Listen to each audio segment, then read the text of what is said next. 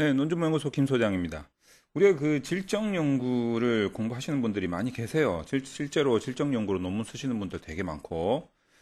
그런데 질적 연구를 공부하다 보면은 만나게 되는 한 인물이 있습니다. 이제 크레스웰 교수님이라고 이제 그분이 쓴 책을 번역한 이제 요런 질적 연구 방법론 해서 다섯 가지 접근, 다섯 가지 접근 뭐 요런 책들이 서점에 가면 이렇게 판매를 하고 있죠. 그래서 이제 이 책을 좀 많이 보시는 것 같고, 그리고 우리나라에도 이제 뭐 유명한 교수님들이 어떤 질적 연구에 대해서 저술을 하시고 이제 그 책으로 공부를 하시거나, 또는 이제 그런 교수님들 또는 그런 교수님 연구실에서 이제 강의를 하시는 내용을 듣고 질적 연구에 접근하시는 분들이 많이 계십니다.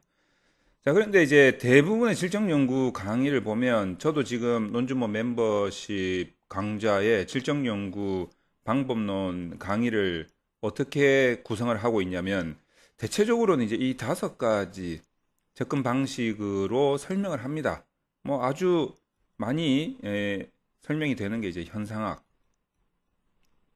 그리고 뭐 근거 이론이라든가, 그다음에 이제 뭐 문화 기술, 그리고 뭐 내러티브, 그리고 사례 연구, 이렇게 다섯 가지 정도를 설명을 하죠.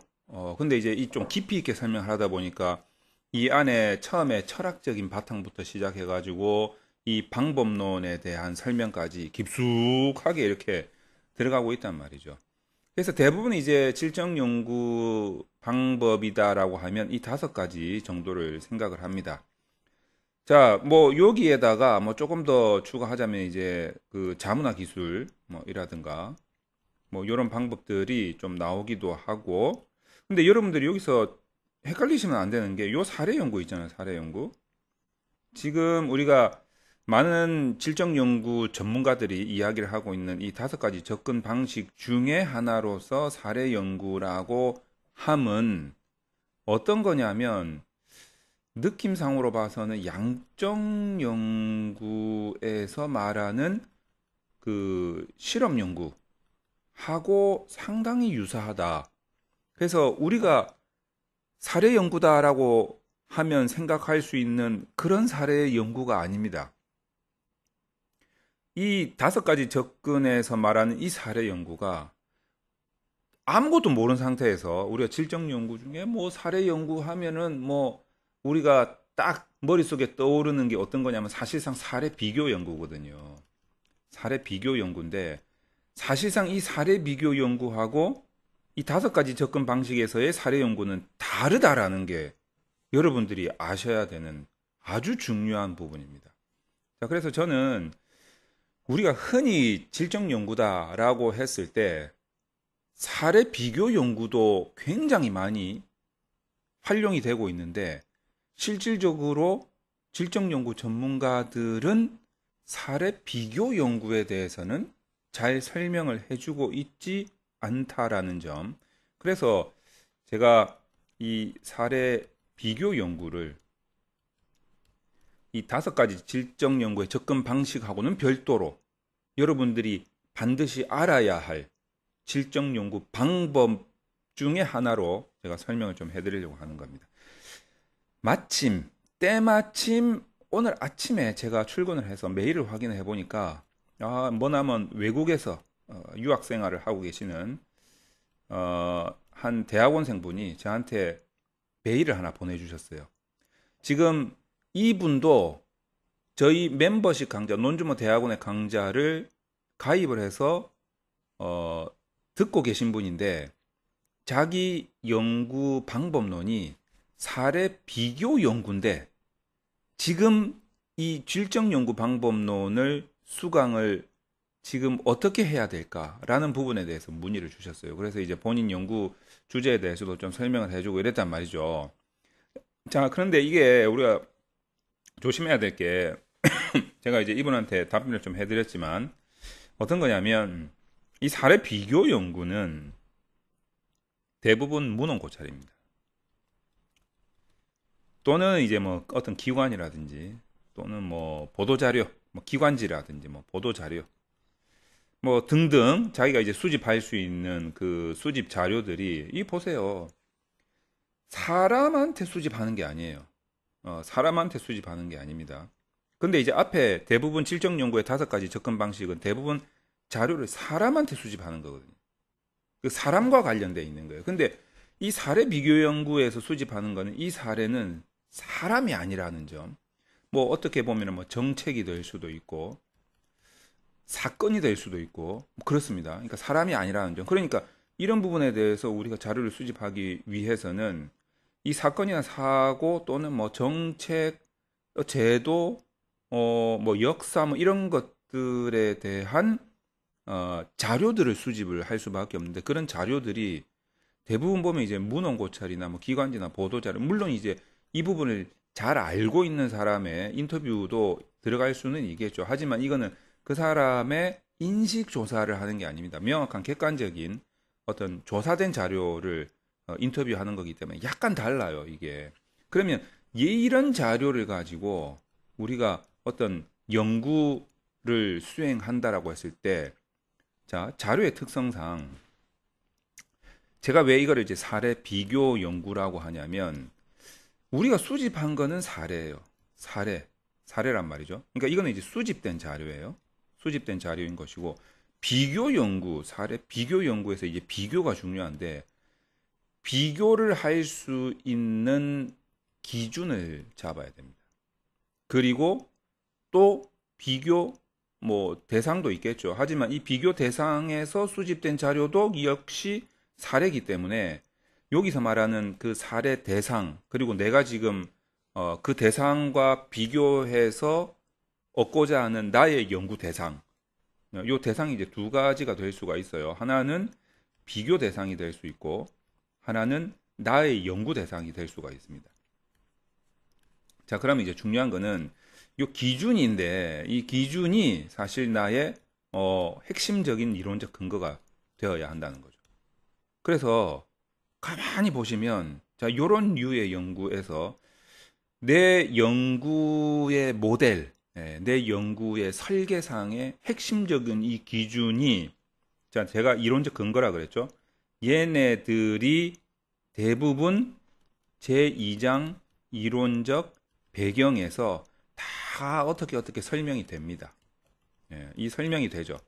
이게 사실 알고 보면 그 기준이 되는 것이고 3장에서 이 기준을 가지고 이렇게 딱 세워놓고 이 비교 대상에 여기 이제 이 기준의 항목들이 있을 거 아니에요. 기준의 항목들이 딱 있을 거 아니에요. 이게 비교 대상이고 내 연구 대상 이렇게 요 기준 항목을 딱 중심을 잡아서 비교 대상에는 요랬는데 지금 내 연구 대상은 요런 꼬라지네. 뭐 이런 식으로 서로 비교를 하는 거죠. 이 사례를 비교를 하는 거예요. 자, 그러면 이제 요런 방식이 이해가 되셨으면 자, 요렇게 딱 보셔야 돼요. 내가 이론적 배경에서 설명하는 그 이론적 근거를 가지고 내 기준을 딱 세우는 거죠. 요런 기준 항목이 있습니다. 이 항목별로 비교를 하겠다 이거지. 자, 그러면 이제 대상이 뭐 문헌고찰, 뭐 각종 기관지, 보도자료 또 뭐 이 부분에 대해서 정확하게 어떤 자료를 가지고 있는 사람들의 인터뷰 이런 것들이 이제 들어오겠지만 그런 자료를 수집을 했는데 수집이 이제 2갈래로 나눠진다는 거죠. 하나는 비교 대상, 그리고 예를 들면 뭐 모범 사례 이런 거예요. 모범 사례. 그리고 이 모범 사례의 이 기준을 중심으로 내 연구 대상을 이제 비교를 하는 거예요. 자, 비교를 할 때, 자, 요 항목에 대해서는, 자, 모범 사례는 요런 식이었는데 나는 지금 내 연구 대상은 요 꼬라지네. 뭐 이런 식의. 그리고 모범 사례는 요렇게 이 항목이 요렇게 잘 되고 있었는데 내 연구 대상은 뭐 요런 꼬라지네. 뭐 이런 식으로 이제 비교를 하는 거예요. 그러면 이 모범 사례에 대해 이 기준으로 봤을 때 내 연구 대상의 사례가 지금 이런 꼬라지니까 어떤 부분에서 뭐 잘못된 점들이 있고 어떤 부분에서는 잘하고 있고 요런 시사점이 나올 수 있다라는 거예요. 이게 사례 비교 연구라는 거죠. 사례 비교 연구라는 겁니다. 자, 이렇게 되려면 자, 2장에다가 이론적 배경에 당연히 이 기준에 대해서 설명이 돼야 되겠지만 그 전에 뭐가 설명이 돼야 되겠습니까? 방금 그 모범 사례잖아요. 모범 사례. 모범 사례에 대한 설명도 좀 있어야 될 거고, 그 다음에 내 연구 대상에 대한 현황도 좀 있어야 될 거고, 그 다음에 이제 그 기준에 대해서 설명이 쭉 되고 있어야 되겠죠. 자, 이런 식으로 이론적 배경이 구성이 될 거다라는 겁니다. 자, 이런 부분에 대해서는 사실상 어떻게 보면 뭐 우리가 흔히 제가 조금 전에 보여드렸던 이제 요런 책 있지 않습니까? 질적연구 방법론. 그리고 실제로 질적연구의 전문가들이 설명하는 그 질적연구의 방법론들은 되게 보면 철학적이에요. 되게 보면 철학적이기 때문에 이런 질적연구 방법론들은 주로 보면 인간을 연구를 합니다. 인간이 연구 대상이 되는 것이고, 인간의 어떤 그 철학적인 인식, 사고, 생각, 이런 것들에 대한 경험이죠, 경험.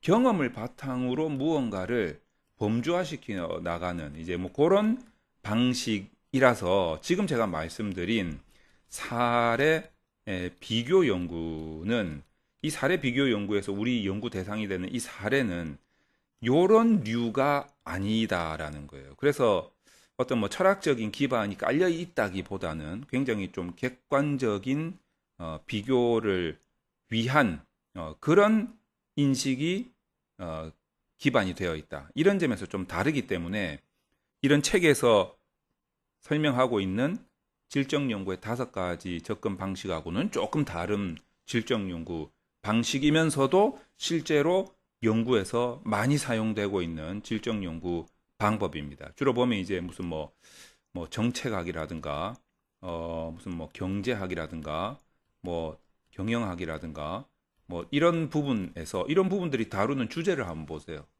주제 자체가 아니 물론 이제 뭐 굳이 관계를 짓자면 인간을 위한 것이지만 직접적인 연구 대상은 인간하고는 조금 한 차원 더 나간 어떤 뭐 사례라는 거죠. 우리가 흔히 말하는 인간의 어떤 사례가 아니라 그 자체로서의 사례라는 거죠.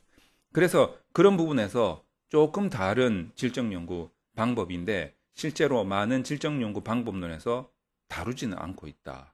그래서 이 부분을 사실 잘 어떻게 하는지를 몰라요.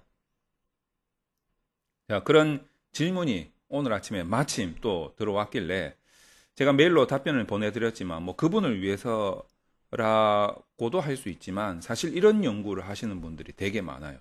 그런데 이런 책을 이제 들여다보고 있으면 답이 나오겠냐 이거지. 답 안 나옵니다. 자, 이거는 정말 이런 질적 사례 비교 연구를 많이 해본 사람들이 깔끔한 설명을 해줄 필요가 있는데 제가 봐도 깔끔한 설명을 해주는 사람들이 거의 없더라. 그래서 제가 모처럼 기회가 나서 이런 설명을 해드리고 멤버십 강좌에서는 제가 조금 더 자세하게 실습을 통해서 이 강의를 좀 보충적으로 제작을 하고 올려드리도록 하겠습니다. 실제로 또 이런 설명이 이해가 되시면 다행인데 이해가 안 되시는 경우도 있을 거기 때문에 제가 진짜 이런 사례 비교 연구를 한 논문을 찾아가지고 한번 설명을 드리기도 하고 그리고 실제로 이거 어떻게 목차를 꾸리며 어떻게 연구 설계를 하는지에 대해서 실습을 하는 그런 강의도 찍어가지고 멤버십에 논준모 대학원에 올려 놓도록 하겠습니다.